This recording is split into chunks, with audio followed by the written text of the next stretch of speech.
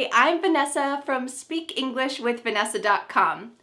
Be careful what you say. Let's talk about it. When you have conversations with people from other cultures, it's really important to be respectful of that person's culture.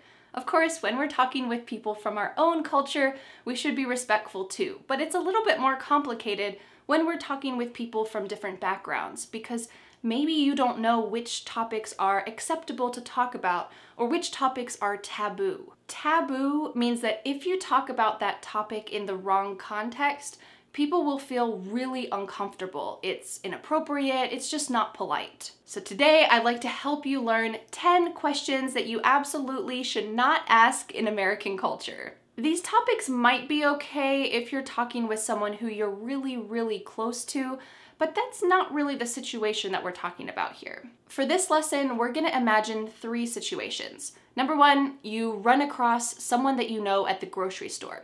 Don't ask these questions. Or you are talking with a coworker in the office. Don't ask these questions. Or maybe you're going out for coffee with a new friend or a coworker or someone you don't know that well.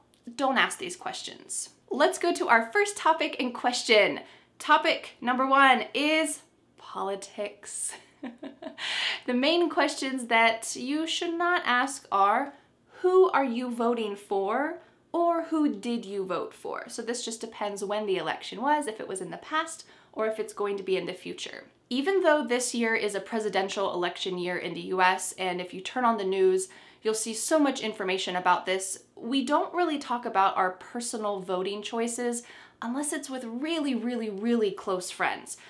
On the other hand, Americans love bumper stickers and yard signs. So you might see on the back of someone's car, Biden, or on the back of someone's car, Trump, or a sign in someone's yard that says something similar about who they're voting for. But even if someone has a bumper sticker or a sign in their yard, they probably don't want to debate you about who you should vote for or who they're voting for. Usually this is still considered an inappropriate topic to ask about. Topic number 2, family. Are you married? Why not? Do you have kids? Why not? Are you pregnant? These topics are considered personal, especially if it's somebody who you've just met. I know that these types of family questions are considered no problem in other cultures, but in the US, these are personal and sensitive. Imagine this situation. Someone really wants to have kids and they've been trying to have kids and they can't. Or maybe they had a miscarriage, which means that they were pregnant and then the baby died. This is a really sensitive situation, and if you casually ask them, oh, why don't you have kids? Or when are you going to have kids? This really touches something inside of them that's hard to talk about. So unless you are a really close friend, I recommend not asking, are you married? Why not? Do you have kids? Why not? Just as a little notice, especially as someone who recently had a baby a couple months ago, never ask a woman if she is pregnant. Do you know what this means? This means your tummy is visibly big. Well, they could be pregnant, but what if they're not? What if they're just a little bit overweight? Or what if they just had a baby and they still have a little tummy?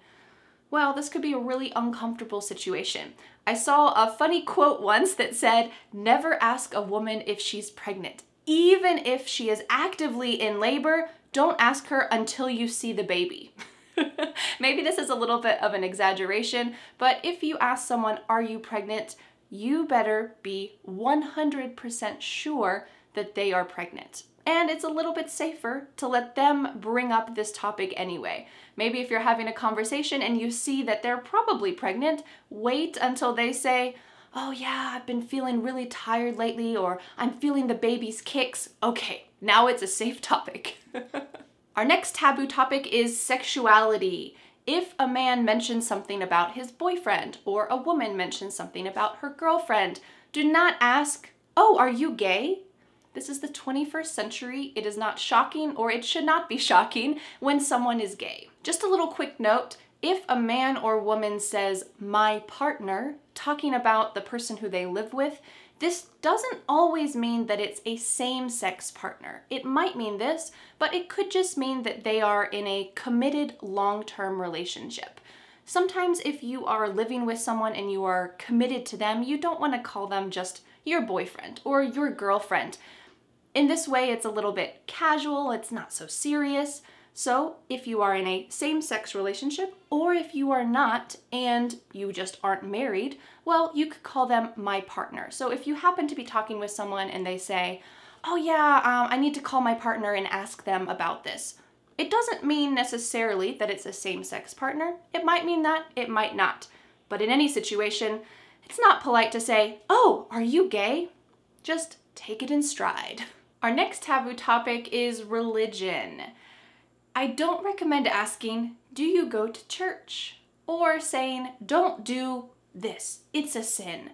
Even though the US has a reputation for being potentially more religious than some other countries, it's still not considered acceptable to ask someone what their religion is. Now, Americans will sometimes mention, oh, after I went to church, we went to the park. Something about going to church, and it's acceptable to mention it yourself, but not really to ask someone else about it. Where I live in the south of the US, it's generally more a religious place, but that's because the majority of people are Protestant Christians, so they expect that everyone else has the same religion, which, you know, is not quite realistic, but, you know, that's the mindset. When my family first moved to the south of the US, the maintenance man who was installing our refrigerator asked my mom, have you found a church yet? We were shocked because in the north of the US, this is not common to talk about. It's not expected that you would go to church, and it's especially not expected that you would ask someone about this. So even if you're in the south of the US and someone asks you, I don't recommend you asking yourself because it's a little bit less acceptable. Our next taboo topic is race. I don't recommend asking, where are you really from?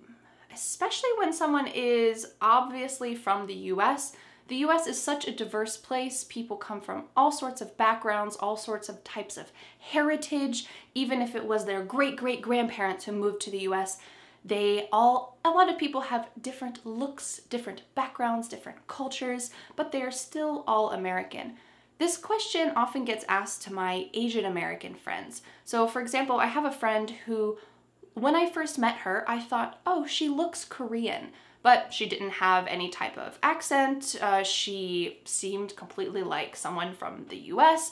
So I didn't really ask her, are you Korean? That would have been a little bit rude and presumptive. So instead, I just didn't say anything. I didn't even ask her, what's your heritage? This is a slightly more polite question, but only when you're talking about your family's background already. So instead of asking her this, I just thought, it doesn't matter. Why would I need to ask this? And one day when I was at her house, I saw a little picture or painting on the wall with some Korean writing. And I said, oh, cool, I used to live in Korea. Have you been there? I saw that picture in your kitchen with some Korean writing. And she said, oh, my mom was adopted from Korea. This type of situation is extremely common in the US. My friend has pretty much no cultural connection to Korea. Her mom has almost no cultural connection to Korea too, except that she lived there when she was very, very young before she was adopted. So if I had asked my friend, hey, where are you really from? Are you from Korea? She probably would have felt like, I don't belong here. This isn't my home, but really it is. She is American just like anybody else. So this question can make people feel pretty uncomfortable. I personally recommend waiting until they mention something, or just don't worry about it. Don't ask about it, and if they mention something, cool. If they don't, go with the flow. Our next taboo topic is money. I don't recommend asking, how much money do you make? Or how much was some kind of expensive item, maybe like a car. Sometimes people will add this expression, if you don't mind me asking, before asking about money. I did this a couple weeks ago when my neighbor hired a babysitter, and I was curious how much she charged, or how much the babysitter charged to watch her kids. I didn't really want to directly ask her, hey, how much money did you give the babysitter? So I asked, if you don't mind me asking, can I ask how much she charged? This is very indirect. I'm asking her about the purchase of potentially an expensive thing, some babysitting services, but I'm asking her in an indirect way. When I hired that babysitter, I could say, well, how much do you charge? This is very direct, it's fine, this is a business transaction, but when it's someone else who's making that purchase, it's better to use this expression or just not ask at all. We never really ask, how much money do you make? Talking directly about personal income. Yeah, it's not really a popular topic or a comfortable topic. Our final taboo topic is appearance. I don't recommend asking, are you feeling tired today? Oh, you look tired. Are you feeling okay? Did you lose weight? Did you gain weight? Not acceptable. If you're really concerned about someone, maybe one of your coworkers is looking a lot more tired than usual, or maybe you realize that they really lost a lot of weight and you are seriously concerned about them. We don't talk about this in just casual passing conversation. Instead, pull them aside or talk with them privately, and with a lot of care in your heart, you can ask them, hey, I'm a little worried about you. You look kind of a lot more tired than usual the last couple days. What's going on? Are you okay? Did you notice the tone of my voice is very serious? This is not casual conversation. You're not just asking because you care. Instead, you are very serious and you are telling them personally. So make sure that if you ask these questions, it is in the correct context with someone who you really care about, not just in passing.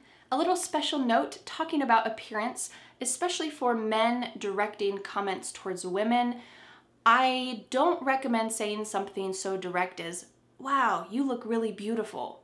This is usually considered flirting. If you are flirting with them and you want to ask them out on a date, okay, go ahead.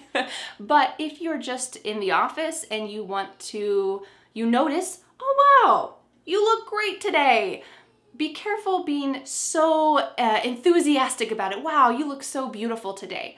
Instead, it's considered more polite to compliment maybe their haircut or their clothes.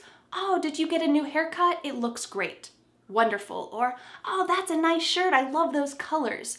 This is more indirect if you want to compliment someone's appearance, especially for a man directed towards a woman, and you don't want them to feel uncomfortable because you're just coworkers or you're just friends and you're not trying to be romantic towards them. Well, you can compliment them indirectly. Their hair, their clothes, something like this. Actually, that was not the last topic. I got a little distracted because I heard my baby crying, so he's gonna join me for this last taboo topic. We're going to end on a light note, death.